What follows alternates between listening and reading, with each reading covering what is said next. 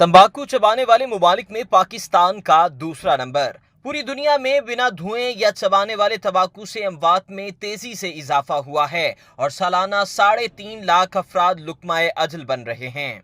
इनमें सरे फहरिस्त मुमालिक भारत, पाकिस्तान और बांग्लादेश हैं। पूरी दुनिया में सालाना जितना तंबाकू खाया जाता है उसकी 25% मिकदार जनूबी एशिया के 3 मुमालिक में खाई जाती है, जिसमें भारत का हिस्सा 70%, पाकिस्तान का 7% और बांग्लादेश 5% के साथ तीसरे नंबर पर है।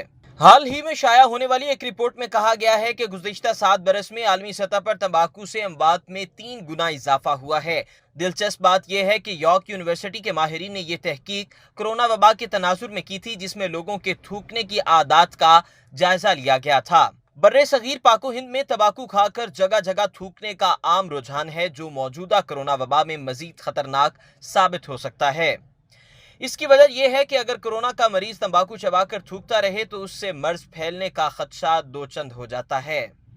यॉर्क यूनिवर्सिटी के माहिर डॉक्टर कामरान सदीकी ने अवामी मकामात पर थूकने पर पाबंदी का मुतालबा किया है। तंबाकू का इस्तेमाल मुंह में लुआब को बढ़ाता है, जिसे बार बार थूकने की जरूरत पेश आती है और यूं इससे कोरोना वायरस का फैलाव बढ़ता है।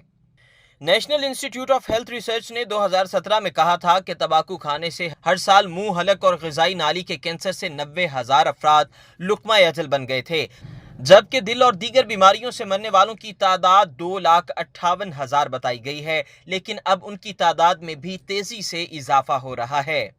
इस तहकीक की तफसीलात बायोमेड सेंट्रल के ताज़ा शुमारे में छपी हैं, जिसमें 127 मुमालिक का डाटा लिया गया है और तंबाकू के आलमी सर्वे से भी मदद ली गई है।